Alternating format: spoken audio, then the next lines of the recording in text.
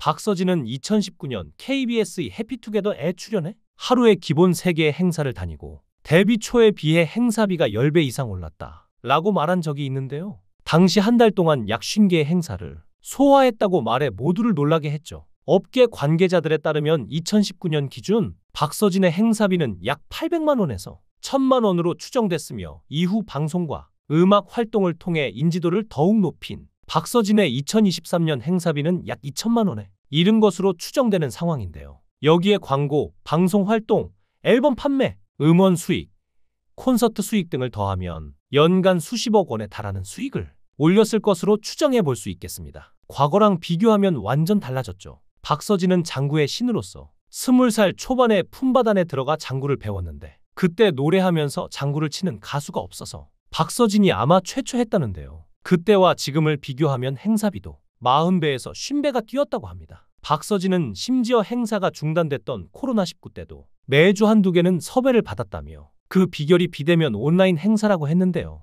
박서진은 봄, 가을 행사 성수기엔 하루 3, 4개씩 행사를 다닌다며 인터뷰가 끝나고 행사 스케줄이 있음을 드러내기도 했습니다. 무명 시절부터 안 뛰는 행사가 없어 행사의 신으로 불렸던 박서진은 트로트 대세가 되며 일주일이 방송 촬영, 행사, 공연으로 스케줄이 가득 찼다고 합니다. 박서진은 행사가 많았을 땐 하루에 5개에서 7개의 행사를 했다는데요. 이른 아침 마라톤 행사부터 시작해 밤 행사까지 쉼 없이 달리기도 했죠. 심지어 1000명의 무속인을 춤추게 한 무속 행사 경험까지 있었는데요. 박서진의 행사 스케줄은 3에서 4일 만에 주행거리 2300km의 거리를 찍는 수준이로 이 길이는 인천에서 몽골까지의 거리입니다. 정말로 대단한 수준인데요. 그래서 박서진의 차는 1년 혹은 2년 만에 교체해야 할 정도라고 하죠. 또한 박서진은 무명 시절에 비해 행사비가 100배 정도 올랐다고 공개했는데요. 무명 때는 출연료를 아예 안 받거나 받아도 20만 원 정도였다고 하니 지금은 얼마인지 상상도 안 되죠. 그리고 현재는 살림남에 고정 출연하며 시청자들의 마음을 사로잡는 중인데요. 사실 효정은 얼마 전까지만 해도 살림남에 출연해서 사람들에게 알려지자 안 좋은 일을 당해 우울증세까지 보이는 심각한 상황이었습니다. 박서진의 동생은 평소와 다른 어두운 모습으로 박서진이 무슨 일이냐 물어도 말을 하지 않았습니다. 이어 박서진의 어머니가 박서진에게 전화를 걸어 효정이가 힘들어한다 며 고충을 전했는데요. 부모님의 가게에서 일손을 돕고 있는 효정의 고충에 대해 손님들이 얼굴 좀 보자고 마스크를 내리라고 하거나 얼굴을 억지로 만져보려고 한다는 것이었죠. 또한 효정 씨는 이런 일에 어렵게 입을 열었는데요. 몇몇 분들이 엉덩이를 만지기도 하고 꼬집기도 하는데 갑자기 가족들을 향해 냅다 욕을 하시는 분들도 있다고 했죠. 그래서 속상해서 운 적도 있다는데요. 하지만 그러면서도 효정 씨는 오빠한테 피해가 갈까봐 계속 웃고 있었다고 합니다. 본인 일이었으면 화도 내고 했을 텐데 오빠한테 피해 갈까봐 참은 것 같은데요. 박서진은 자신은 대중 앞에 서는 업이니까 안 좋은 말을 듣는 게 당연하다고 생각하는데 가족들은 모르는 사람들에게 사랑받기도 하지만 자신 때문에 힘들어하는 게 보여서 미안하기도 하다고 털어놨습니다. 이런 사정이 있었기에 이번처럼 효정이 진심을 다해서 행복하고 웃음을 보이는 게 박서진은 너무나 다행으로 생각할 텐데요. 사실 원래 박서진은 살림남에 대해 출연을 둘째치고 방송 분량에 대한 걱정을 많이 한 사람이었습니다. 전 국민이 보는 방송에서 개인적인 모습과 공간을 보여드려야 한다는 게 부담감이 컸고 걱정도 많이 됐던 것도 사실이지만 살림남, 나 혼자 산다 등 관찰 예능을 보면 혼자서 말도 잘하고 집도 잘 꾸며져 있는데 과연 내가 그런 걸 잘할 수 있을까 싶었던 것이죠. 평소 집에 있을 땐 말없이 누워서 휴대폰을 하는 게 일상이기 때문인데요. 그래서 집에 있을 땐 아무것도 하질 않는데 방송 촬영을 한다면 과연 뭘 할 수 있을까가 가장 큰 고민이었던 것이죠. 그런데 막상 살림남에 출연하면서 여행도 가고 많은 에피소드를 겪다 보니 오히려 가족과 끈끈해지고 팬들과도 한결 가까워진 것 같다는데요. 실제로 박서진은 살림남에서 최고의 활약을 펼친 덕에 KBS 연예대상에서 신인상을 수상했죠. 여기에 대해서도 박서진은 상상도 못했다고 합니다. 처음엔 농담식으로 신인상을 언급했는데 될 거라고 생각 못했지만 결국 꿈을 이룬 것이죠. 마이크 앞에서 신인상 수상 소감을 하는 것도 색다른 경험이었고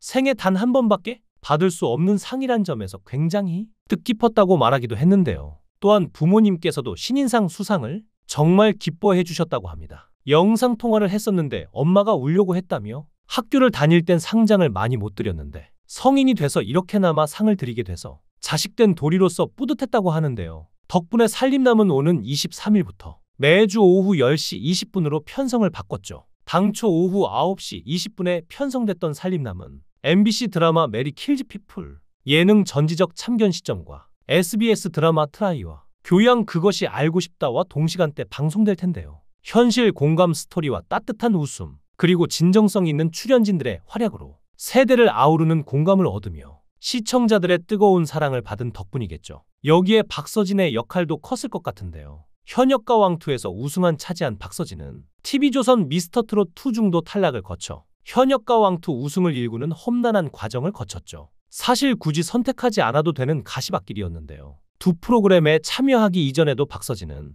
가수들의 성지라 불리는 서울 올림픽공원에서 2번이나 공연했고 약 3만 명을 동원할 수 있는 위상을 갖췄기 때문입니다. 하지만 장구의 신을 넘어 가창력만으로 인정받고 싶다는 일념으로 박서진은 출사표를 던졌고 당당히 우승의 쾌거를 거뒀죠. 워낙 어릴 적부터 홀로 활동하다 보니 친구가 없다는 얘기를 했었는데 경연을 거치며 친구들도 많이 생겼다는데요. 미스터트롯 2를 끝내고 스핀오프 프로그램을 시작하다 보니까 성격도 많이 밝아졌고 그러다 보니까 자동적으로 친해진 사람이 생긴 것이죠. 덕분에 현역가 왕2는 더 편하게 촬영했다는데요. 진혜성이, 최수호, 송민준과는 프로그램을 함께하면서 친해졌고 현역가 왕2에 출연하면서는 애녹, 김준수와 많은 분들과 친해졌다고 합니다. 하지만 그럼에도 불구하고 가장 어려웠던 오디션을 꼽으라면 현역가 왕이라는데요. 어떤 모습을 보여드려야 할까 고민도 많이 했었고 이전까지만 해도 대중들에게 박서진은 자신이 노래를 못한다는 인식이 강했다고 생각했다는데요. 장구에 가려져서 노래를 못한다는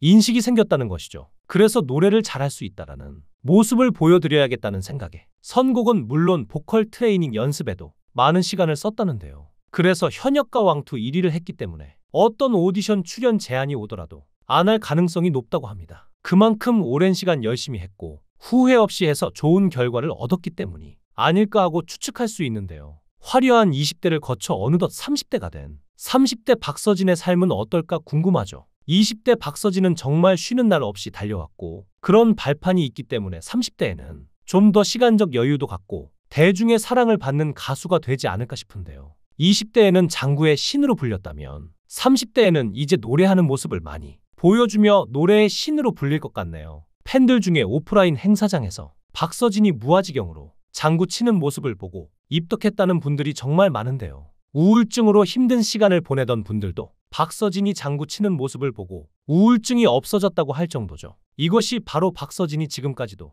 최대한 희망, 긍정 전도사로 밝은 모습만 보여주려고 한 이유인데요. 박서진이 앞으로 우울한 일 없이 슬픈 일 없이 행복하게 가수 생활을 하며 국민 가수가 되길 바랍니다. 박서진을 응원하겠습니다. 여러분의 생각은 어떠신가요? 박서진을 응원한다면 댓글로 많은 응원 남겨주세요.